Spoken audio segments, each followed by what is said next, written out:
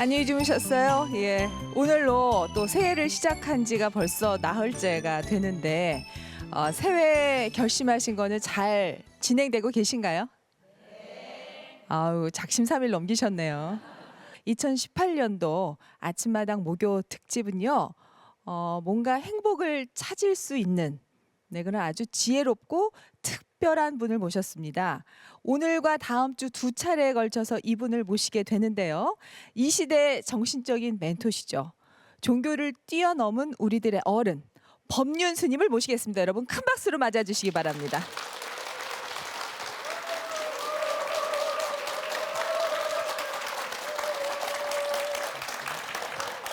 네, 스님. 아침마당에 나와주셔서 너무 감사합니다. 예, 근데 MC 제 이름은 모르시죠? 네. 스님께서 그 가수 이효리를 모르신대요. 그래서 지금 알아요. 저는 기대도 안 했어요. 그냥 어리석은 중생이옵니다. 네. 근데 스님이 이렇게 연초에 아침마당을 찾아주신다고 하니까 제 행복 지수가 벌써 높아지고요. 기대감이 커지는 것 같아요. 예. 어떻게 저를 들뜨게 하셨어요? 본인이 들떴죠. 아, 이 행복을 이렇게 찾아주시는 겁니까 오늘? 자기가 찾아야지 누구도 대신해 줄 수가 없어요. 아, 네. 아니 제 취미가 뭔지 아세요, 스님? 몰라요. 심심할 때 네. 증문즉설 이렇게 듣는 거거든요. 네. 근데 그 증문즉설을 보면은요, 진짜 생활 밀착형 질문이 많아요. 그래서 아이가 속삭일 때 보면은 누가 꼭 그 질문을 하셨더라고요. 그리고 이제 뭐 시댁일로 속상할 때 보면 또 누가 그 질문을 꼭 하셨어요. 그래서 이제 그 질문을 들으면서 제가 좀 위안을 삼곤 하는데 그렇게 생활 밀착형 질문들이 많죠. 네. 예. 그 외에는 어떤 질문들? 사람들이 주로 자기가 힘드니까 질문을 하잖아요. 예. 그러니까 우리의 일상적인 삶의 질문이 제일 많죠. 예. 이제 가족 관계가 제일 많고요. 인간관계. 예. 이제 그다음에 이제 뭐 몸이 아프다든지 또 생활상에 어렵다든지 예. 뭐 이런 것들을 중심으로 해서 주로 삶과 관계되는 문제입니다. 스님들은 거기에 대해서 어떻게 이렇게 지혜로운 답을 다 아시는지 저는 답이 그게 너무 없어요. 궁금하더라고요. 네, 답을 얘기한다고 이렇게 오해를 하시는데요. 예. 답을 얘기하는 게 아니고 어. 본인이 좀 다시 생각해 볼 수 있도록 제가 약간 이렇게 관점을 좀 바꿔준다 그럴까요? 아. 그런 정도 하는 거지. 제가 어떻게 인생의 답을 줄 수 있겠습니까? 아, 그랬군요. 이제 우리나라의 전반적인 행복 지수가 낮다라고 하는데 네. 그러면은 이게 개인의 힘든 게 제 탓만은 아니고 뭐 사회 전반적인 탓도 있는 겁니까? 네네.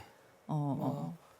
사회적인 예를 든다면 뭐 전쟁이 난다면 예. 아무리 수행을 해도 예. 행복 지수가 떨어질 거 아니겠어요? 네. 뭐 예를 들면 IMF 같이 그렇게 경제가 갑자기 나빠진다든지 이래 되면 아무래도 영향을 받죠. 아, 네네. 네. 아, 오늘 스님께 지금 새해에 우리가 좀 더 행복해지고 싶은 길을 찾는데 네. 스님의 말씀이 좀 도움이 되기를 바라면서 네. 예, 강연 청해 보겠습니다. 네, 네, 감사합니다. 여러분 큰 박수 부탁드립니다.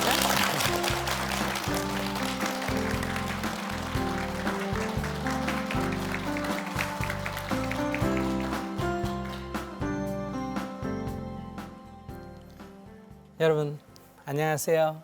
안녕하세요. 어떻게 행복하세요? 네. 아이고 다행이에요.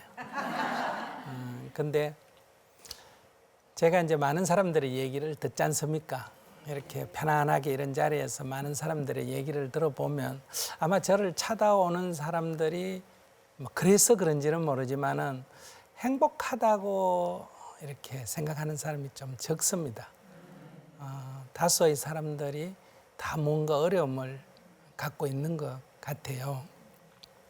뭐 돈이 자기가 생각한 것보다 부족해서 오는 문제도 있고 아이가 말을 안 들어서 생긴 문제도 있고 뭐 남편이 뭐 늦게 들어온다든지 술을 먹는다든지 뭐 이런 여러 얘기가 있는데 다 들어보면 어쨌든 남 탓이에요. 여러분도 다 그렇죠 뭐. 내가 뭐 잘못해서 지금 내가 불행한 게 아니고 이렇게 누군가가 다른 사람의 문제 때문에 내가 지금 괴로워한다.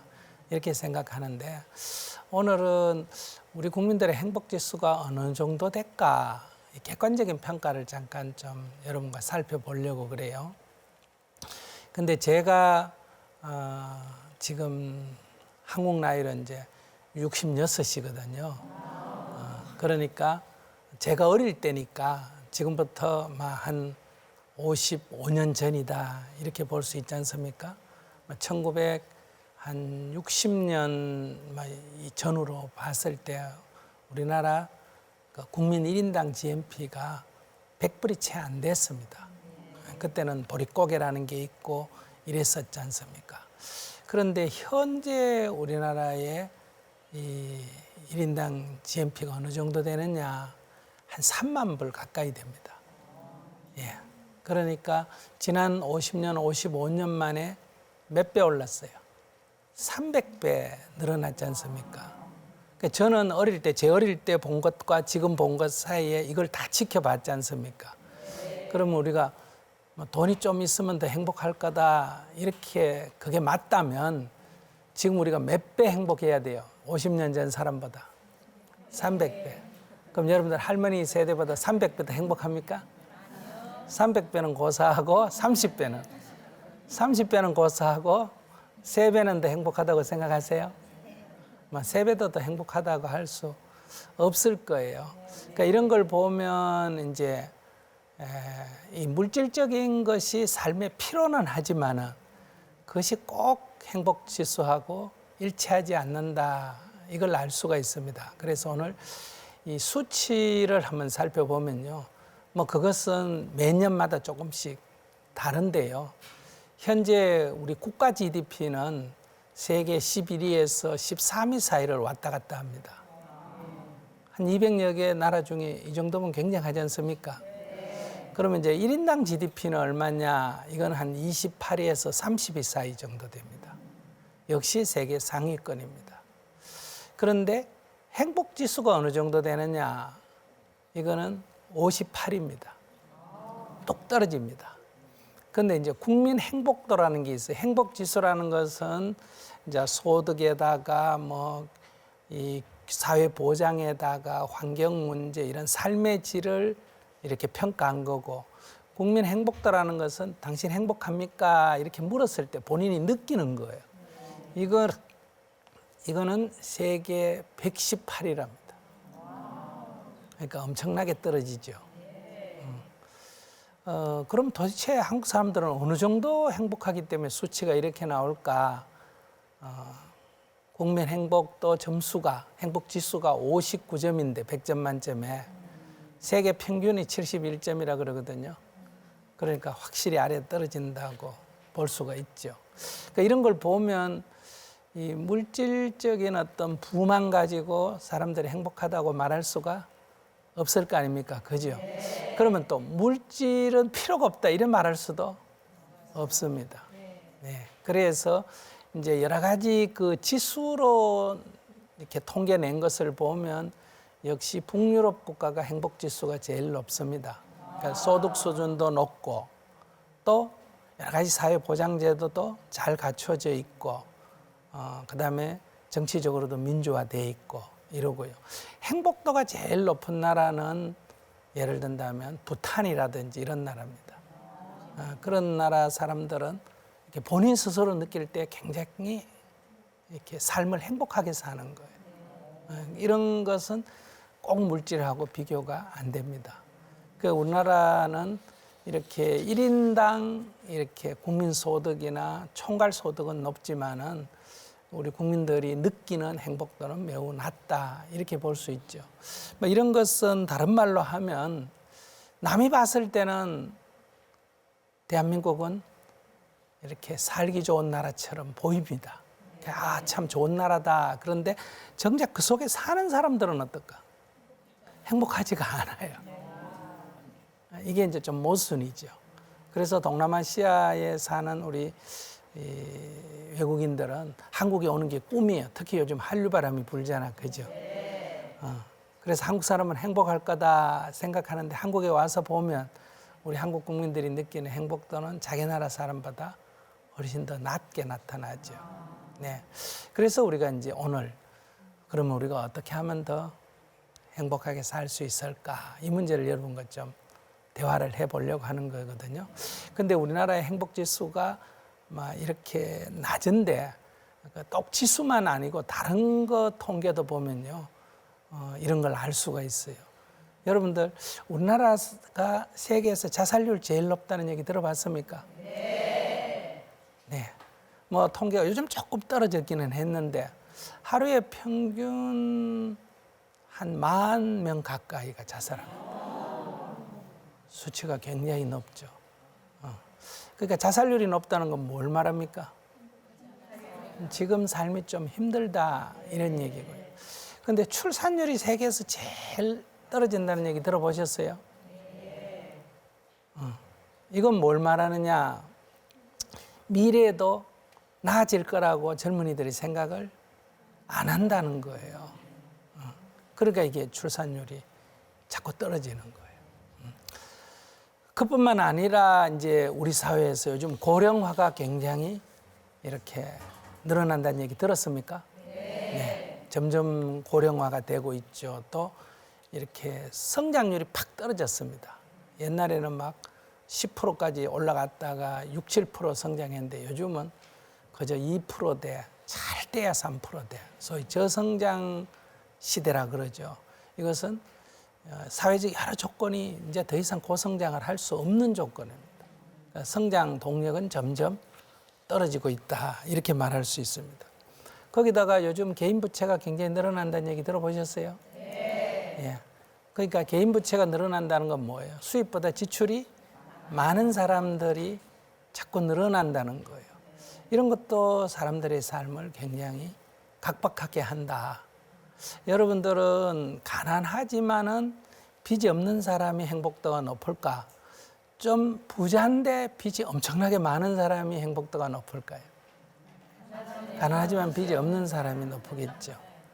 네. 그러니까 지금 우리 사회에서 이 개인 부채가 점점 늘어난다는 것은 사람들의 삶이 힘든다. 이렇게 볼 수가 있습니다.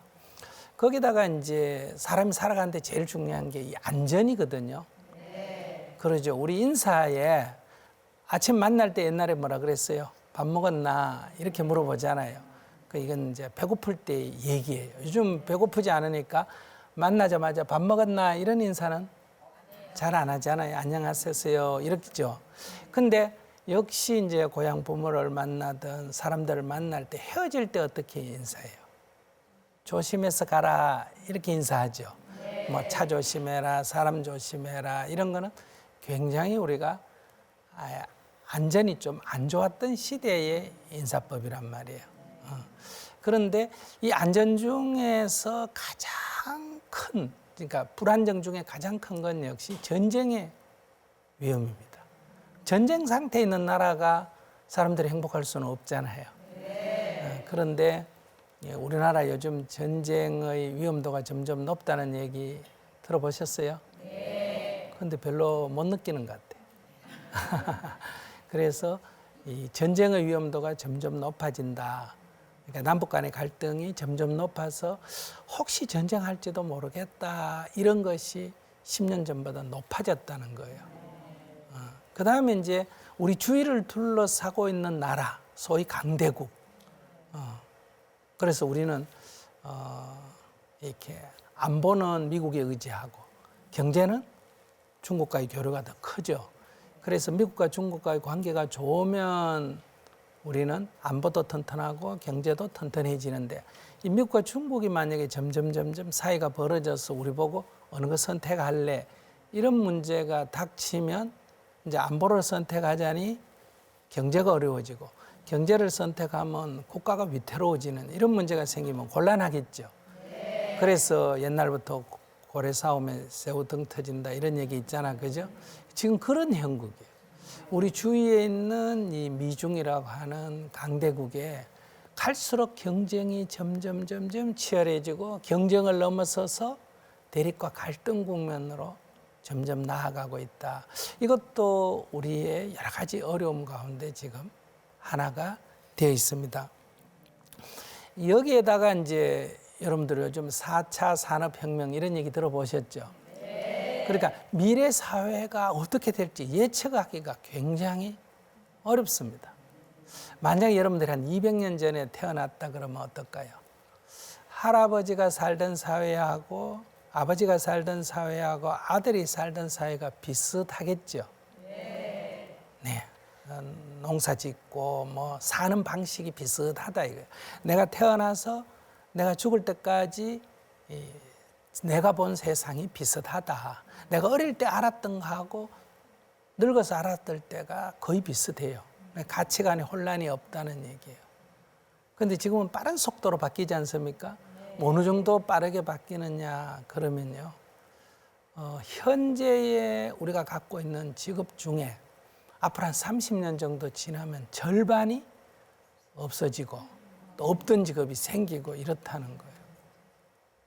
그러면 이제 어떤 직업을 하나 가지면 자기 죽을 때까지 해야 되는데 이게 그 직업이 없어져 버리면 이제 다른 직업을 가져야 되지 않습니까? 그러니까 도대체 어떤 세상으로 이게 갈 건지가 예측이 안 된다. 옛날에도 이렇게 우리가 지금까지 빠른 속도로 바뀌어 왔는데 그때는 예측이 됐어요. 왜? 우리보다 앞서간 선진국이 있고 우리가 바뀌더라도 그 선진국을 따라가니까 10년 지나면 일본처럼 될 거고 20년 지나면 미국처럼 될 거고 이걸 알 수 있는데 지금 우리가 선진국 때에 들어섰고 전 세계가 미래 어떻게 될지 지금 모르는 이런 상태, 이런 것도 또 우리가 불안을 느끼는 하나의 중요한 요인이 된다. 그러니까 이런저런 것들이 종합이 돼서 우리가 지금 삶의 이 행복도가 떨어지는 원인이 되고 있습니다. 뭐 이것만 있는 건 아니에요. 이건 사회적 조건이고 개인적으로 여러분들 뭐 부부 갈등이다, 뭐 자녀가 결혼을 안 해서 고민이다, 뭐 언제 명퇴당할지 모른다, 뭐 이런 여러저런 개인적인 고민들도 있죠.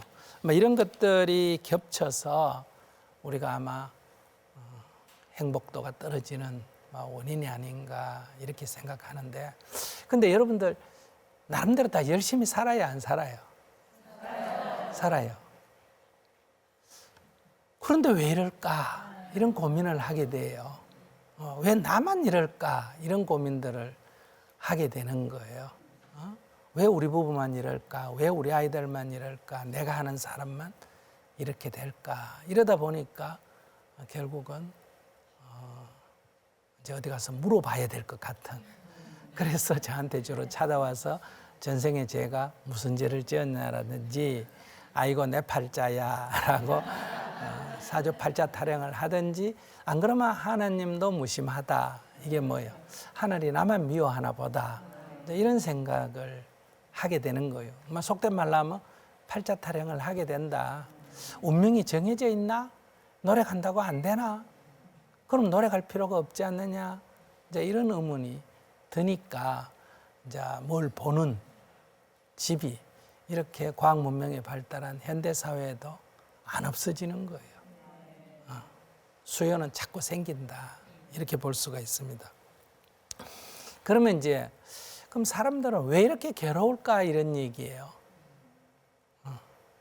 이렇게 옛날 사람이 볼 때 우리가 괴로울 일이 별로 없을 거예요. 옛날 사람이 생각할 때 잘 사는 기준이 뭔지 알아요? 네. 그러니까 부자의 기준이 집은 기와집이에요. 밥은 쌀밥에, 흰밥. 국은 소고기 고기국. 국밥에. 이 정도 먹으면 잘 사는 거다. 옷은 비단 옷에. 그죠? 의식주가 이렇게 이제 잘 사는 기준인데, 요즘 대한민국 사람에는 누구나 다 그 쌀밥 먹어야 안 먹어요? 기와집보다 더 좋은 데 살죠? 여러분들이 입고 있는 옷이 옛날 비단 옷보다 좋은 옷이에요.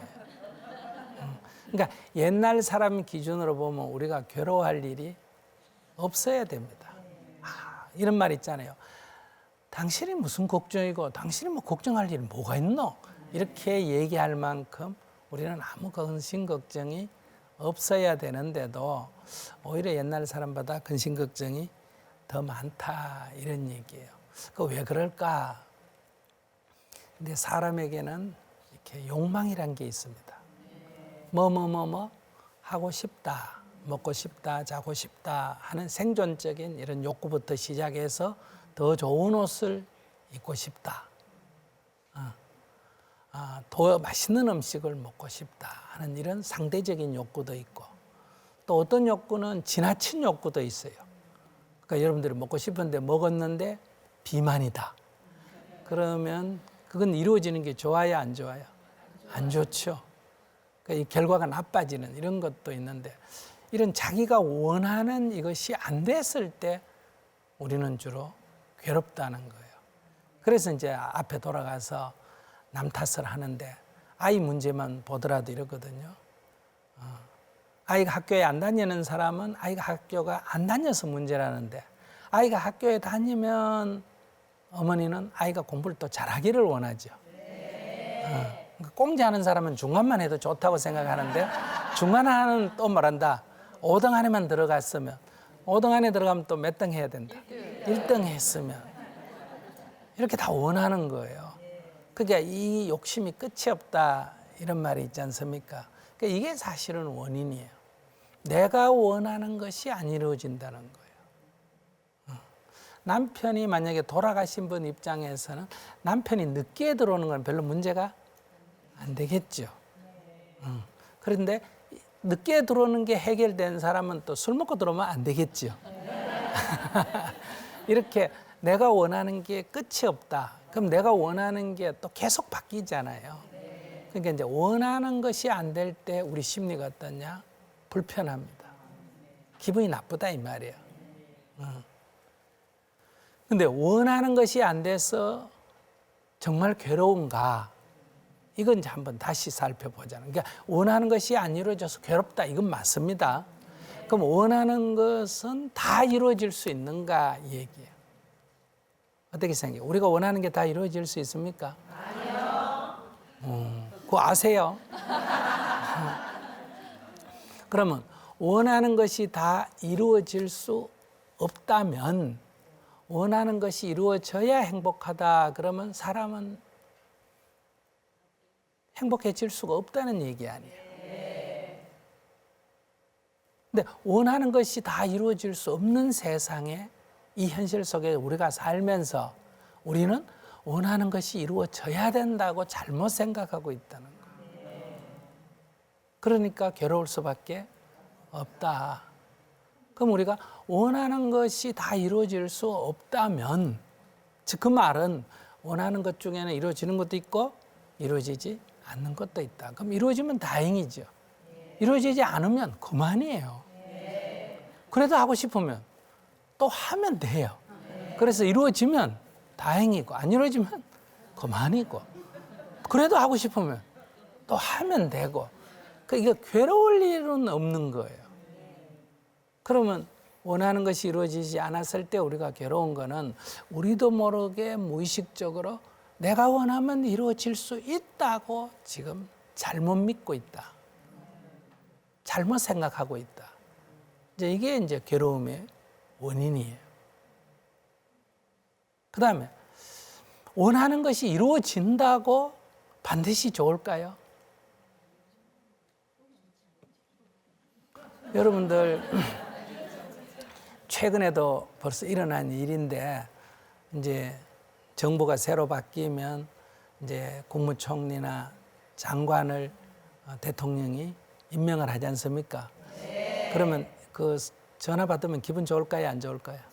좋겠죠. 근데 국회 청문회 하는 과정에 그 떨어지는 사람이 있어요, 없어요? 있어요. 근데 그 떨어지기만 하는 거요, 망신 사는 거예요? 망신. 그럼 그 사람은 그 추천 받는 게 좋은 일이었어요, 나쁜 일이었어요? 나쁜 일이었어요. 제가 고등학교 1학년 때 저희 스승님이 이제 저를 절로 데려갈 때 제가 굉장히 저항을 했어요. 안 하려고. 난 사실 스님 하고 싶지가 않았어요. 근데 지금 지나놓고 보면 잘된 일이요, 못된 일? 네, 우리 어머니가 들으면 욕할 일. 자기 아들 아니라고 그렇게 함부로 말하면 안 돼요.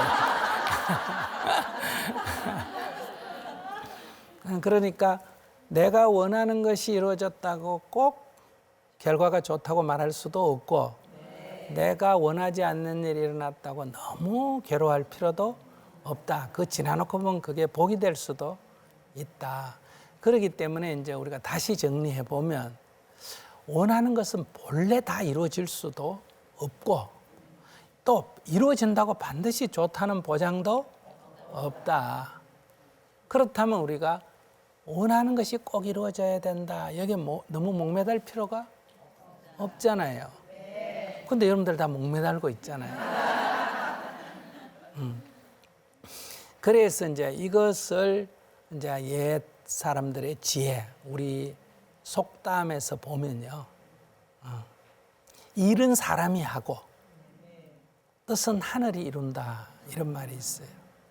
그러면 뭐 모든 성패는 하늘이 다 결정한다. 이런 의미로 들으시면 안 되고요.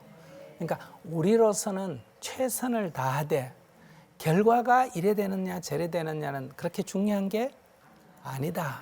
그러니까 우리가 최선을 다하되 결과에 너무 연연하지 마라. 이런 의미예요. 이거는 이제 불교로 말하면 뭐예요? 인연을 따르라. 주어진 인연을 따라라. 쉽게 좀 여러분들이 아는 말로 하면 오는 사람 막지 말고 가는 사람 잡지 마라. 이런 식이죠. 그러면 이것을 기독교인들의 성경에서 이제 기독교인들이 생각할 때는 이제 기도할 때 주여 뜻대로 하옵소서 이렇게 하죠. 그러니까 쥐약이 든 음식 아주 맛있어 보이는 음식이 있는데 막 먹으려는데 입이 안 닿아요. 그럴 때 하나님 제발 좀 먹게 해주세요. 이러면 하나님이 먹게 해줘야 돼요. 안 먹게 해줘야 돼요. 그러면 기도가 성취가 안 되잖아요. 나는 먹고 싶은데 먹게 해줘야지. 그러니까 우리가 이거 해주세요, 저거 해주세요 하는 거는 올바른 신앙이 아니다. 그러니까 그분께서는 다 아시는 분이니까 나는 모르잖아. 그죠? 이게 먹으면 좋은 일인지 나쁜 일인지 모르니까 그분께서 지혜 있는 분께서 보시고 먹는 것이 좋은 일이면 뭐 해주시고 먹게 해주시고 먹는 게 좋지 않으면 먹지 않게 해주세요. 이게 뭐예요? 뜻대로 하옵소서 이런 의미예요. 그러니까 이건 우리가 용어만 다르지 다 어떤 우리의 속담이나 불교적인 가르침이나 기도적인 가르침에서 거의 내용은 비슷하다. 그러니까 최선을 다하되 결과에 너무 연연하지 마라. 학생이 공부를 할 때 자기가 공부에 최선을 다하지 시험의 결과에 너무 연연하지 마라. 그러니까 결과가 안 좋다고 자기 원하는 데 안 됐다고 울고불고 하는 것은 욕심 때문에 그래요. 이 일을 이루기 위해서는 10번의 노력이 필요한데 자기가 5번 노력해놓고 안 됐다고 울고 있다는 것은 욕심이다 이 얘기예요. 그러니까 그것을 이루려면 노력을 더하든지 그럴 의향이 없으면 어때요? 그만두든지 이렇게 결정을 하면 된다. 그래서 제가 이루어지면 좋고 이루어지지 않아도 그만이다. 이런 관점을 갖는다면 여러분들이 지금 인생을 살아가는데 훨씬 도움이 될 거다.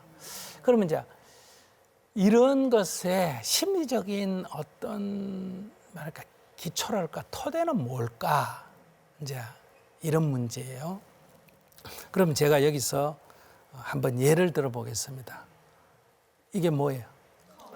컵이죠. 자, 이 컵을 이 컴퓨터하고 비교해 보면 컵은 컴퓨터보다 큽니까? 작습니까? 작죠? 근데 여기 시계가 있습니다. 이 시계하고 비교해 보면 컵은 시계보다 큽니까? 적습니까? 크죠? 다시 컴퓨터보다는 시계보다는 자, 그러면 이 컵만 딱 가지고 제가 이 컵은 큽니까? 작습니까?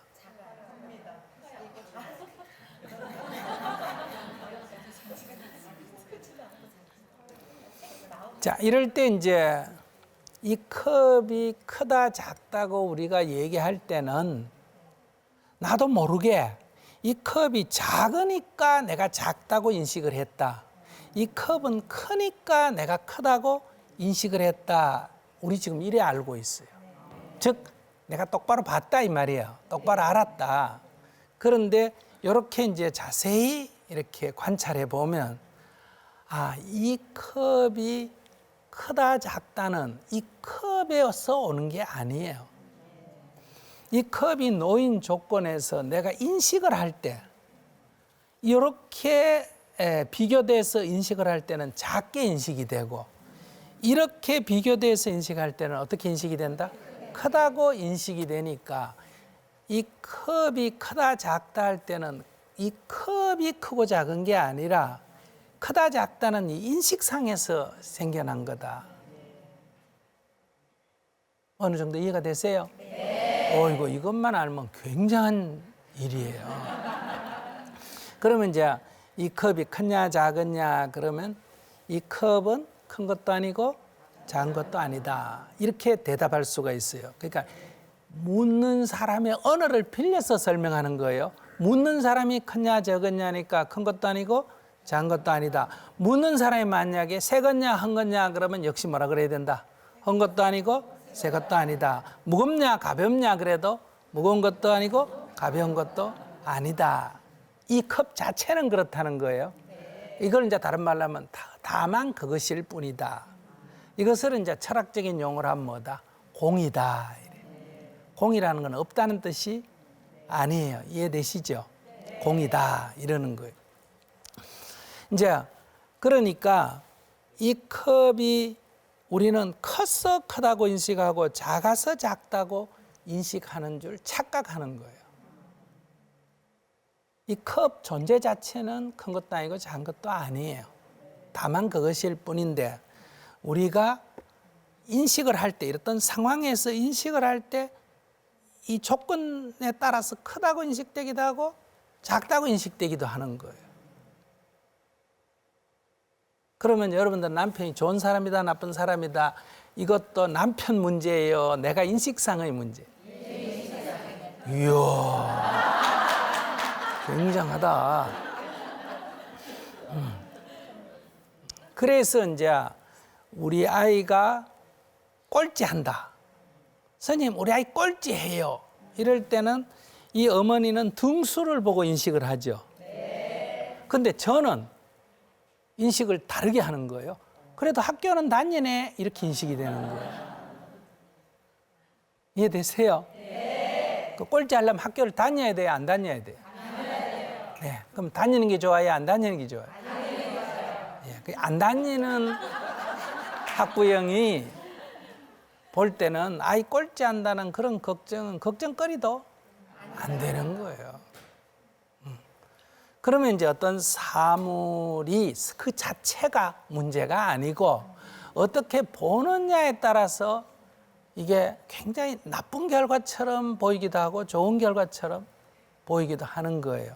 그래서 어떤 존재도 어떤 사건도 그 존재 자체는 좋은 것도 아니고 나쁜 것도 아니고 그 사건 자체는 좋은 것도 아니고 그런 것도 아니에요.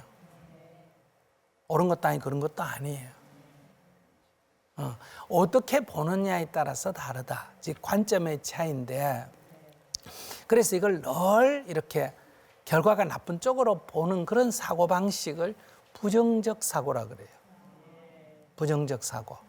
그러니까 그것이 이제 좋은 쪽으로 보는 걸 말한다. 긍정적 사고라고 그래요. 그러니까 여러분들이 긍정적 사고를 갖느냐 부정적 사고를 갖느냐에 따라서 이제 행복도가 완전히 달라집니다. 그러니까 남편이 술을 먹는다 이렇게 보면 술을 먹나 안 먹나 보면 먹는다 이게 나쁘다 안 먹는 게 더 좋다고 생각하니까 그런데 살았나 죽었나를 보면 어때요? 술을 먹는다는 건 살았다는 거예요 죽었다는 거예요? 살아있다는 거죠. 또는 술을 많이 마신다 하다는 거는 아직 술을 많이 마시는 거 보면 건강하다는 거예요 안 하다는 거예요? 건강하다는 거예요. 그러면 건강이 나빠가 술을 못 먹는 상태가 좋으냐? 술은 먹는 거는 내가 원하는 만큼은 안 되지만은 그래도 아직 먹을 건강이 있다는 게 좋은 거냐. 그러니까 어떻게 보느냐에 따라서 이게 달라진다. 이해되세요? 네. 그러면 이제 우리가 어떻게 해야 될까요? 사물을 긍정적으로 봐야 될까요? 부정적으로 봐야 돼요? 긍정적으로 봐야 돼요. 그러니까 우리 심리가 어떻게 움직이나 하는 거를 이거는 종교와 관계없습니다. 이렇게 자기 스스로 관찰해 보면 알 수 있어요. 예를 들어서 도대체 남편 하는 행동이 내가 이해가 안 돼요. 말도 이해가 안 돼. 그러면 이해가 안 된다 이 말은 남편이 문제라는 말 아니에요. 근데 이게 남편이 문제일까? 이해가 안 된다 그 말은 누가 이해가 안 된다는 거예요? 내가 이해가 안 된다는 거 아니에요. 그러니까 당신 왜 그런지 모르겠어 이 말은 내가 이해가 안 된다. 근데 내가 이해가 안 되니까 누가 가슴이 답답해요? 내 가슴이 답답한 거 이해가 안 되니까. 그런데 알고 봤더니 그런 이유로 그랬구나. 그랬구나. 그럼 내가 이해가 됐다는 거야, 안 됐다는 거야? 되니까 누구 가슴이 시원해요? 내 가슴이요. 그러면 내가 남편을 이해 못하면 누가 괴로워지고 내가 괴로워지고 내가 남편을 이해하면 누가 좋아진다? 내가 좋아지는 거예요. 근데 우리는 남편이 나를 이해해 주면 내가 좋고 남편이 나를 이해 못하면 내가 괴롭다 이렇게 생각하잖아요. 우리 남편은 도대체 나를 이해 못 해준다 이렇게 말하잖아요. 근데 그건 사실이 아니에요. 지금 내가 그런 남편을 이해 못하는 거예요. 그러니까 내가 괴로운 거예요. 여기 꽃이 있지 않습니까? 여러분들이 꽃 예쁘다 이렇게 꽃을 바라보면 지금 꽃이 좋을까요? 내가 좋을까요? 꽃이 안 좋고? 그러면 아이고 우리 남편 훌륭하다 그러면 남편이 좋을까? 내가 좋을까?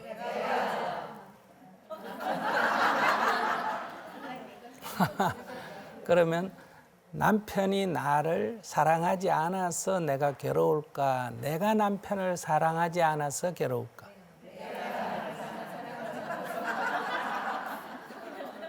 이거 이제 그렇게 대답해 놓고 오늘 집에 가서 어떡하려고 그래.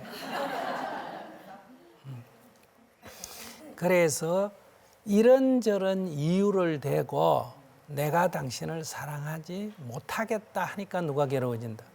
내가 괴로워지고 이런저런 조건 속에서도 나는 당신을 사랑합니다 하면 누가 좋아진다고? 내가 좋아진다.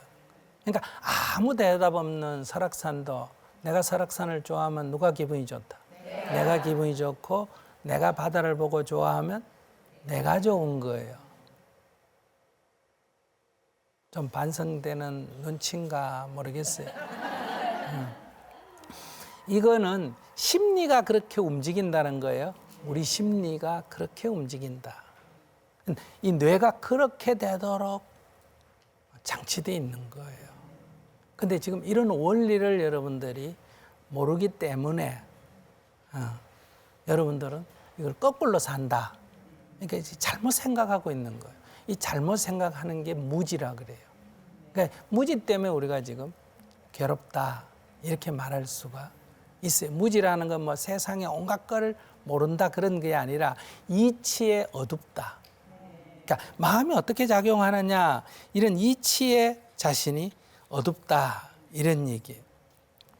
이렇게 되니까 결국은 우리는 이렇게 사랑받지 못해서 괴롭다, 섭섭하다, 이해받지 못해서 답답하다, 도움받지 못해서 불만이다. 이렇게 지금 잘못 생각하고 있는 거예요. 그러니까 실제로는 뭐 하지 않기 때문에, 사랑하지 않기 때문에 괴롭고 이해하지 못하기 때문에 내가 답답해지고 내가 베풀지 못하기 때문에 도움 주지 못하기 때문에 일어나는 일이에요. 그래서 이제 기독교에도 있고 각 종교에도 있지만은 어떻게 하라? 사랑받기보다는 뭐 하라고 한다? 사랑하라. 그죠? 이해받기보다는 뭐 하라? 이해하라. 도움받기보다는 도움을 주라 하는 건 너무 성인 같은 소리만 하는 거 아닌가 이렇게 생각하는데 그렇지 않습니다. 그렇게 하는 게 누구한테 좋다? 나한테 좋다는 거예요. 예수님이나 부처님이나 공자님이 왜 나한테 손해날 짓을 하라고 가르쳤겠어요? 그분들은 어떻게 하면 진짜 이게 당신한테 이익이 되느냐 하는 거를 깨우쳐 주신 분이단 말이에요. 그러니까 그 가르침은 먼 곳에 있는 게 아니에요. 이제 이런 것이 우리는 어리석어서 마치 쥐가 쥐약을 먹으려는 것처럼 자꾸 지 원하는 것만 찾는데 오히려 그럴 때는 네가 원하는 게 이루어지는 게 나한테 도로 나쁘다. 이거 아무리 얘기해 줘도 우리가 들으려고 하지 않는다. 그래서 조금만 정신을 차리고 우리가 보면 다 누구 좋아라고? 나 좋아라고 하는 소리다. 이제 이걸 여러분들이 좀 알고 살아간다면 우리 인생은 누구나 다 행복할 수가 있다.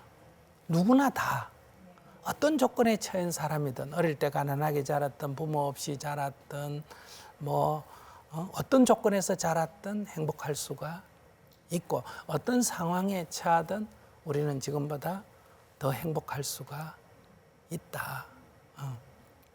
그래서 여기서 중요한 거는 이제 조건도 물론 개선이 돼야 됩니다.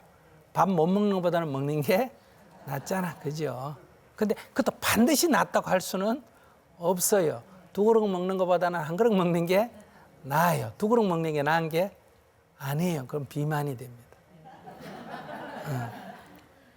그렇기 때문에 우리가 이런 이제 우리 심리의 어떤 작용들을 여러분들이 좀 이해하시면 여러분들이 각자 가진 종교도 그렇게 막 뭘 자기 원하는 대로 이루어지면 갚이 받았다, 은혜 받았다 이러는데 그렇지가 않다. 그게 화근이 될 수가 있다. 그래서 우리가 항상 겸손해야 된다고 할 수 있습니다. 자, 그런데 옛날에는 봉건 시대에는 사람들이 제일 추구하는 게 뭐였다고 생각해요? 출세입니다. 출세. 근데 이제 이 자본주의 시대에 들어오면 사람들이 제일 추구하는 게 부자예요, 부자. 그러니까 만약에 조선시대에 태어났다면 과거급제가 무슨 관료가 되는 거 이게 추구하지 이 부자를 추구한 건 아니었어요. 부자도 되면 좋지만은 그 신분이 낮은 사람도 부자는 있었어요, 없었어요? 있었어요. 그러니까 부자보다는 다 부자도 좋고 다 좋지만은 신분이 높아지는 것을 제일 추구했습니다. 권력지향적이었다. 그러면 자본주의 시대에는 지위 높은 것보다는 그것도 필요는 하지만 뭘 더 중요시한다? 돈이 많은 것을 더 지금 중요시해요, 여러분들이. 그런데 이제 미래 사회 가면 이게 달라집니다. 아까도 말씀드렸지만 누구나 다 먹을 수 있고 누구나 다 잘집이 있고 누구나 다 차를 타고 있고 그래서 여러분들이 지금 입고 있는데 여기 오신 분들이 생활 수준이 조금씩 다를 텐데도 옷이 다 비슷비슷해야 안 해요? 비슷비슷해요. 요즘은 아주 재벌집 아들도 청바지 입고 다녀야 안 다녀요? 다니고 운동화 신고 다니고 이게 차이가 별로 없어져요. 그러니까 삶의 질이 이렇게 물질적으로는 비슷해지는 거예요. 그럼 여러분께 하나 물어봅시다. 연봉 3천만 원에 행복하게 사는 게 좋겠어요? 연봉 5천만 원에 불행하게 사는 게 좋겠어요? 진짜 그럴까? 옛날 같으면 가난할 때는 우선 돈이 많은 게 중요하지 가족 관계가 어때는 이런 거 별로 중요 안 하다 생각했어요. 근데 지금은 안 그래요. 그래서 이제 지식정보사회, 우리가 지금 말하는 미래 사회에 갈수록 가장 중요한 삶의 가치가 뭐가 된다? 행복이 되는 거. 행복한가? 이게 중요해요. 그래서 이제 어떤 잘 사는 나라의 기준을 물질로 주로 GNP, GDP, GNI 이게 다 물질 지수거든요. 그 이거 갖고 안 된다. 이제는 행복 지수를 가지고 평가해야 된다. 이래서 이제 아까 서두에 말씀드렸던 행복 지수라는 게 나오게 된 거예요. 그런데 우리가 국민적으로 보면 이제 물질 지수는 높아졌는데 행복 지수가 지금 안 높아지고 있잖아, 그죠? 그래서 우리가 앞으로 정부도 그렇고 우리 국민운동도 어떻게 하면 우리 국민들의 행복 지수를 높이느냐, 이제 이게 굉장히 중요한 거예요. 그럼 이제 또 다시 제가 물어보죠. 어떻게 하면 행복해질까? 이러는데 제가 이걸 물어보면 여러분들 한번 대답해 보세요. 어떤 게 건강한 거예요? 100m 달리기를 14초에 뛰어야 되고 턱걸이를 50번 해야 되고 이게 건강의 지표입니까? 그러면 어떤 게 건강한 거예요? 안 아픈 거지. 맞습니까? 네. 어떤 게 건강하냐? 안 아픈 거요. 장애라고 건강하지 않는 건 아니에요. 키가 작다고 건강하지 않는 것도 아니에요. 늙었다고 건강하지 않는 것도 아니고 어떤 게 건강한 거라고? 안 아픈 게 건강. 그럼 어떤 게 행복일까요? 안 괴로운 거. 뭐가 어찌어찌 돼야 행복하다가 아니라 안 괴로운 게 행복이다. 그럼 여러분들 행복하냐 물으면 대답을 잘 못하는데 괴롭냐 해서 아니요 저는 안 괴로워요. 그럼 행복한 거예요? 네. 그 괴롭다 하면 왜 괴로웠냐 이렇게 물어보면 되잖아요. 내가 원하는 게 이루어지지 않아서 괴롭다 그러면 내가 또 물어보죠. 원하는 것이 이루어지지 않는데 왜 괴로웠냐? 원하는 게 다 이루어질 수 있느냐? 이루어진다 꼭 좋은 거냐? 이렇게 따져보면 원하는 것이 이루어지지 않는다고 괴로울 이유가 없어요. 그러니까 형님한테, 동생한테, 형제한테 돈 빌려주고 못 받았다. 이렇게 해서 괴로워하거든요. 그러면 그 돈을 빌린 형님이 그냥 사업이 망해가 아무것도 없으면 그래도 괴롭겠느냐? 빌려준 건 못 받아도 아니다. 먹고 살만한데 안 주면 뭐 한다? 괴롭다 이러잖아요. 그러면 내 빌려준 거 나한테 돌려주지 않을 바에야 형님이 망하는 게 좋아요. 그래도 밥 먹고 사는 게 좋아요. 그러면 그 앞뒤가 안 맞잖아. 그러니까 이렇게 조금만 우리가 살펴보면 괴로움의 원인이 빌려준 돈을 못 받았다 하는 것도 하나의 이유지만 그것만은 아니다. 이런 얘기. 조금 제가 세게 얘기해도 될까요? 네. 여기 청중들이 주로 여성분들이니까 갑자기 남편이 돌아가셨다 그러면 굉장한 슬픈 일이죠. 근데 그걸 갖고 계속 슬퍼해야만 할 일일까? 아니요. 그럼 슬퍼한다고 돌아올까? 그러니까 돌아가신 거는 안 돌아가신 것보다 못한 일이지만은 그렇다고 그것이 반드시 내가 불행해야 할 일은 아니다. 그동안 혼자 살고 싶으면 이제 혼자 살게 돼서 다행이고 혼자 사는 게 외로우면 뭐 하면 된다? 재혼을 하면 되는 거고 그러니까 혼자 사는 거는 스님도 늘 혼자 살아도 이렇게 잘 살잖아요. 그러니까 평생 혼자 사는 사람도 있는데 그거 지금까지 살다가 앞으로 남은 인생만 혼자 사는데 그게 뭐가 어렵겠어요? 또 결혼 한 번 더 하면 이제 술 먹는 남편 아닌 딴 남편 구하면 되는 거고 그러니까 기회가 더 생겼잖아요.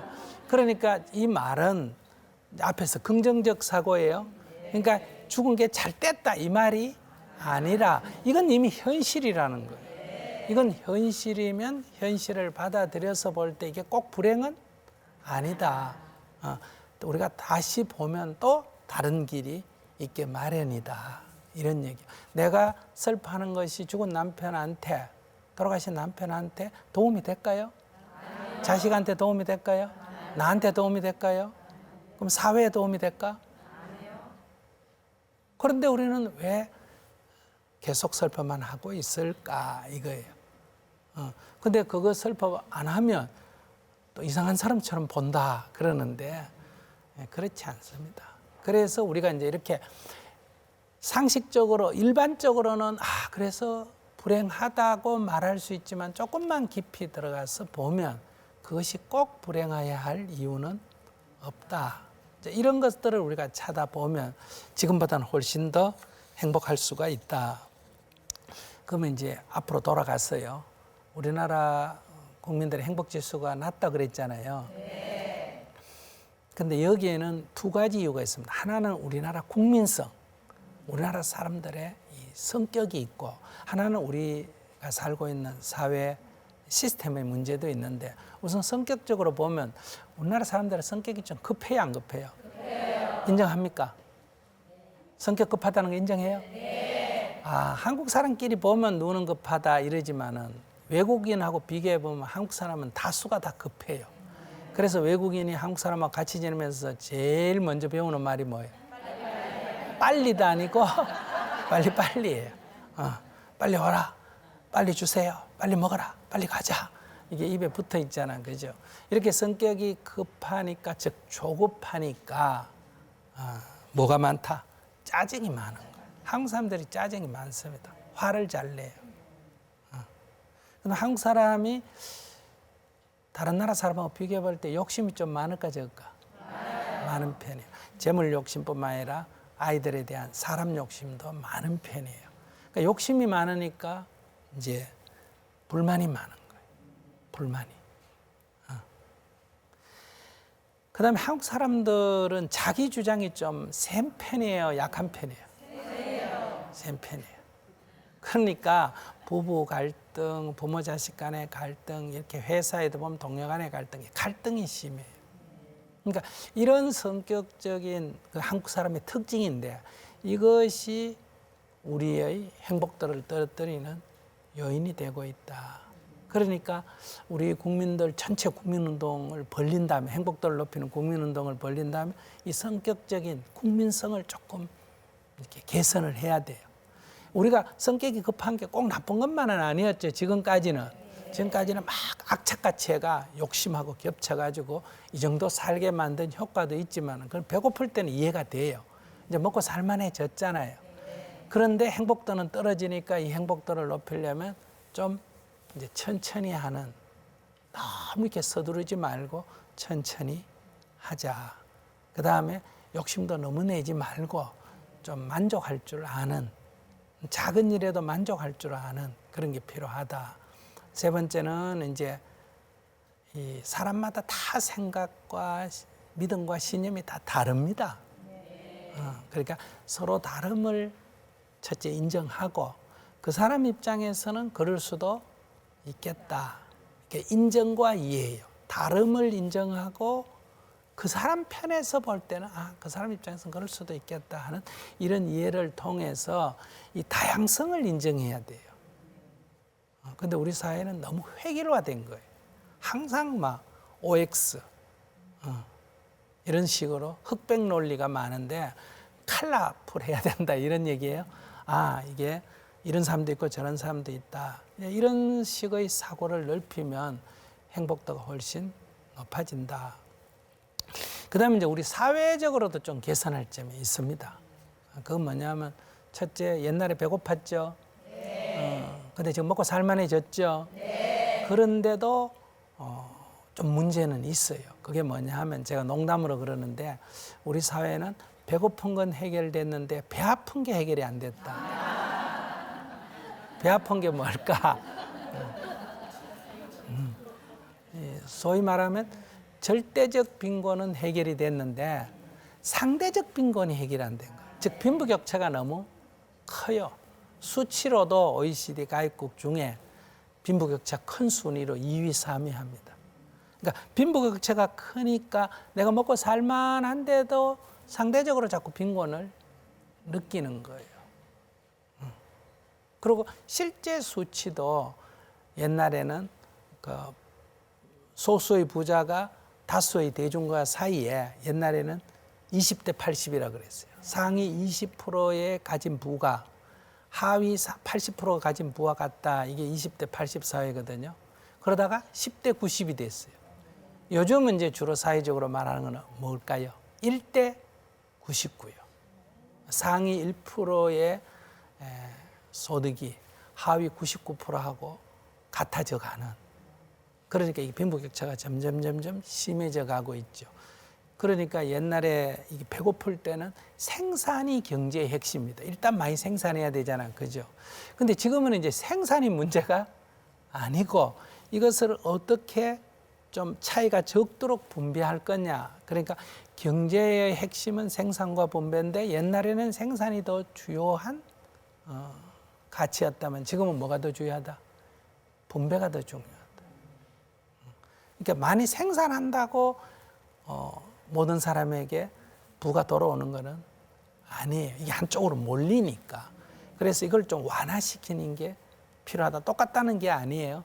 좀 완화시키는 게 필요하다. 그래서 이 불평등도가 너무 심한 것이 우리의 이 사회적 조건, 우리 행복도가 떨어지는 하나의 사회적 조건이 된다. 그다음에 우리의 사회가 민주화가 많이 이루어졌잖아, 그죠? 그럼에도 불구하고 아직 갑질하는 문화가 많습니다. 이해되세요? 갑질한다는 게 뭐예요? 민주적으로 절차에 의해서 해결을 안 하고 어떤 특정한 권력에 의해서 이렇게 부당하게 해결되는 게 많이 있다는 거예요. 그런 면을 뭐라냐 하면 우리가 이 자유민주주의 사회니까 모든 걸 다 경쟁을 통해서 하지 않습니까? 그러니까 경쟁을 할 때는 기회가 다 똑같이 주어져야 되겠죠. 경쟁할 때는 경쟁이 공정해야 되잖아요. 그다음에 이제 그 결과는 분배를 공평하게 해야 됩니다. 그런데 이 경쟁이 불공정해지면 어떠냐? 패자가 승복을 안 하게 되고 불만을 갖게 됩니다. 그래서 사회가 시끄러워지고 자꾸 행복도가 떨어지죠. 그다음에 세 번째가 이제 사람이 역시 사는 데는 안전입니다. 그러니까 우리가 아무리 재산이 많고 그다음에 이렇게 평등하다 하더라도 길 밖에 나가서 이렇게 사고가 날 위험이 많으면 행복하다고 할 수 없잖아요. 그죠? 근데 우리나라는 일반치 않은 잘 때 있습니다. 여성이 12시에 밤에 택시 타고 혼자 집에 갈 수도 있고 또 밤에 막 여성들이 두세 명이 야간 등반도 할 수 있는 이런 사회는 전 세계 몇 나라 안 됩니다. 그런데 우리는 아직 뭐가 개선이 안 됐나? 대형 사고, 세월호 사건 같은 대형 사고가 일어날 때 보면 아직도 그 사고가 일어나는 원인이나 사고 수습이 아직 이렇게 선진국화되어 있지 않다. 이거 개선돼야 될 점인데 가장 중요한 거는 안전 중에 최고의 안전은 전쟁이 없어야 됩니다. 그런데 우리 사회는 전쟁이 일어난다는 얘기가 지금 계속되고 있잖아요. 그죠?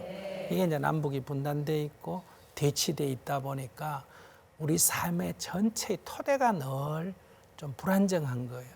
그래서 우리가 행복으로 가려면 이런 그 전쟁이 종식된, 전쟁이 없는 평화가 이루어져야 된다. 특히 이 평화가 바탕이 안 된 이런 행복이라는 거는 머리 위에 선과 같이 불안정한 거예요. 그래서 이 평화가 매우 중요하다. 이런 데서 이제 그러면 결론적으로 여러분께 말씀을 드리면 우리가 행복도를 좀 높이려면 어떻게 해야 된다고? 우선 개인 심리적 변화를 좀 가져와야 됩니다. 사물을 어떻게 봐라? 부정적으로 보지 말고 긍정적으로 보는 이런 기본 입장. 뭐든지 좋게 본다 이런 뜻이 아니에요. 이미 일어나 버린 일은 그것이 다음에 내가 살아가는데 도움이 되는 쪽으로 긍정적으로 본다는 거예요. 그런 데서 우선 성격이 너무 급한 걸 좀 속도를 좀 늦추는, 그 다음에 좀 욕심을 조금 줄이는, 그리고 자기 주장을 조금 숙일 줄 아는 이런 어떤 이게 개인 수행이라고 말할 수 있는데 이런 변화가 있어야 되고, 하나는 우리 사회를 좀 더 평등한 사회로, 좀 더 공정한 사회로, 좀 더 평화가 보장된 안전한 사회로 우리가 만들어 간다면 우리도 저 북유럽 나라처럼 행복 지수가 상위권에 올라갈 수 있다. 여러분들은 미국 사람 보고 돈은 너가 더 많지만 우리가 더 행복하다 이게 자랑스러울까? 동남아 사람 보고 너가 우리보다 행복할지는 모르지만 돈은 우리가 더 많다. 이게 더 좋아요. 어? 전자가 좋아요? 후자가 좋아요? 예, 예. 그래서 우리의 이 행복 지수를 아무리 못해도 1인당 GDP가 세계 30이라니까 우리가 행복 지수가 30이 안으로 들어가야 되겠죠? 네. 국가 GDP가 11, 12위 이런다니까 행복 지수가 10위권 안에 들어가야 돼요. 그렇게 되면 어떠냐? 아, 대한민국은 좋은 나라다. 남이 볼 때 좋은 나라다가 아니라 그 안에 사는 사람들이 뭐다? 살고 싶은 나라가 돼야 돼. 구경하는데 좋은 나라 되는 게 좋아요. 살고 싶은 나라가 되는 게 좋아요. 그래서 이 지구상에서 조금 아직 미비한 게 있지만 그래도 나는 한국에 가서 살고 싶다. 이런 나라를 우리가 만들어 나가자. 그래서 여러분도 신년에는 조금 더 자기 행복 지수를 좀 높이는 그런 삶을 살았으면 좋겠다. 그렇게 행복하게 사십시오. 네. 뭐 제가 아무래도 스님이니까 부처님 말씀 한마디 해야 되겠죠. 네. 기분 나빠요? 부처님께서 이렇게 말씀하셨어요. 행복도 내가 만드는 것이네. 불행도 내가 만드는 것이네. 진실로 그 행복과 불행 다른 사람이 만드는 것 아니네. 근데 여러분들이 지금 다른 사람 만든다 그러잖아요. 내가 만든다. 그러면 내가 이 말씀처럼 내 행복을 내가 만든다면 내가 사물을 어떻게 봐라? 긍정적으로 봐라. 아시겠죠? 네. 그렇게 해서 나날이 행복하게 사시기 바랍니다. 감사합니다.